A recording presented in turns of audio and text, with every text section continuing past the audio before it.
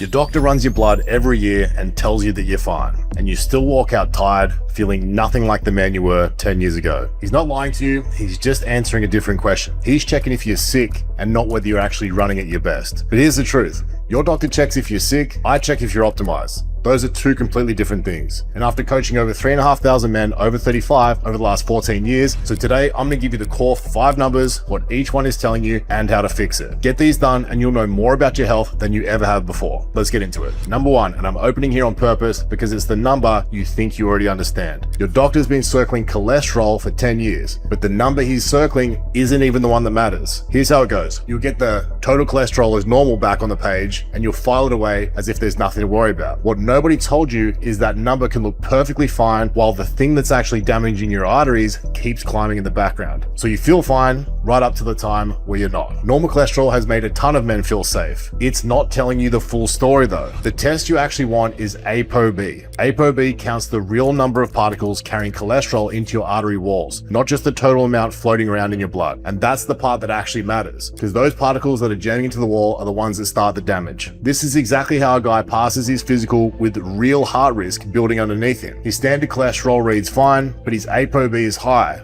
and nobody ever ran it. So here's the line you want to hold on to.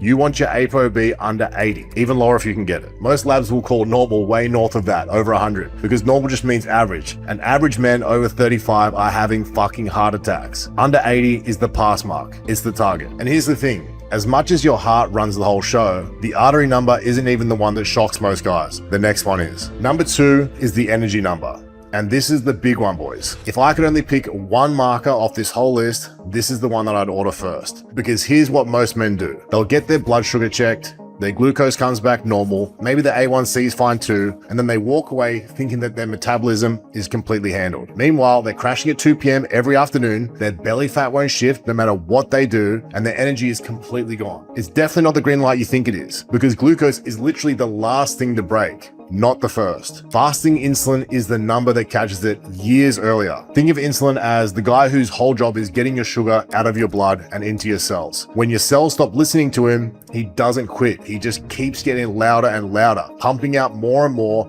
to get the same job done. So your glucose can read perfectly normal for years because he's working overtime behind the scenes to hold it there. A fasting insulin test is how you actually see how hard he's having to work. So here's what to do. Ask your doctor specifically for a fasting insulin test. Fasted, first thing in the morning, and don't let them wave you off with your glucose is normal bullshit. That's a completely different test measuring a completely different thing. And that's the one that stays quiet while the problem builds. What are you looking for? You want your fasting insulin down in the low single digits, not inside some random lab range that runs all the way up to 10 or 12, because that range is not optimal. That's just not deadly yet. Low single digits is 100% the target. And if it comes back bad, don't panic. This isn't a life sentence. It's one of the most fixable numbers on the whole list. You take it to your doctor and you build a plan around it. Now, here's the honest problem with all of this. The hard part isn't getting the number drawn, it's staring at the result with no idea whether it's good, bad, or something that you should actually worry about. That's exactly why I analyze blood work for free. You punch in your numbers into my blood work decoder and it tells you the difference between normal and optimal. And if you want, it's the first link in my description below. Go grab it. Then keep watching because the next one explains something this one can't. Number 3 is the sex drive number. So let me ask you something. You got your testosterone checked and it came back normal. The doctor told you you're fine for your age. So why do you still wake up feeling like your sex drive is gone? Why do you wake up with no morning wood, like you're 10 years older than you actually are? Here's why. The testosterone number they usually run is your total testosterone, but that's every bit of it in your blood. But most of it is locked up and bound to proteins where your body can't actually use it. So your total can look perfectly fine on paper,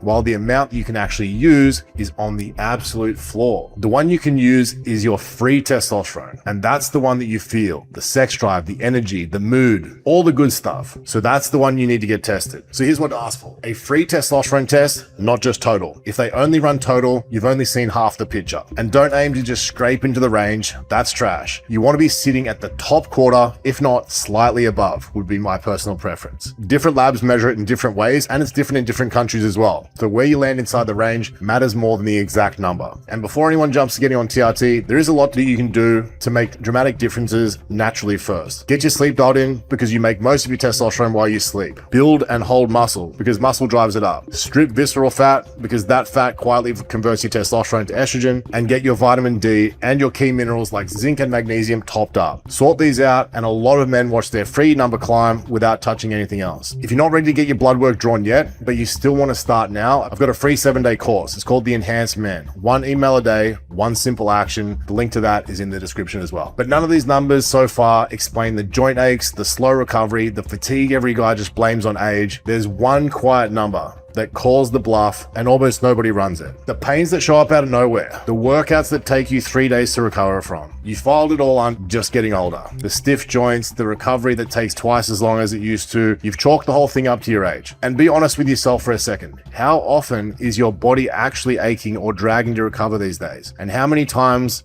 have you just struggled and blamed it on getting older? Most men never question it. They just live with it and quietly build their life around it. But here's the pattern that I want you to understand. Most expensive problems after 35 are the quiet ones. The ones with no symptom loud enough to actually send you in to get checked, which is exactly why you want this test done as soon as you can. It's called Hs-CRP. It measures the low-grade silent inflammation running in the background, the kind that quietly drives a huge amount of what men write off as just aging. Almost no standard physical will run it, and that's exactly why it's one of the biggest blind spots that there is. So what are you looking for? You want your Hs-CRP under 1. When it starts creeping over that, that's actively working away at you in the background, and it's a signal to go looking for why. That's 4, but the last number is the one that nobody's ever heard of. And it's the only one in this list tied to your heart and your brain at the same time. I saved this one for last on purpose because this is the one that barely anyone orders, in the one that most men have never seen in their entire life. And yet it's tied to 2 things that you care about most on the other side of 35, your heart and your head. Keeping those 2 healthy is the whole game when it comes to living a long life. And it comes down to an amino acid that your body makes naturally called homocysteine. When your level climbs too high, it's linked to both heart risk and cognitive decline at the same time. That's a rare combination, and it's exactly why it earns its spot on this list. So here's what to do. Ask your doctor for a homocysteine test. You want it under 7, ideally under 6. Most labs won't even flag it until it's up over 15, but the risk starts climbing from about 7. So normal here is nowhere near optimal. And here's the good news. This is often one of the most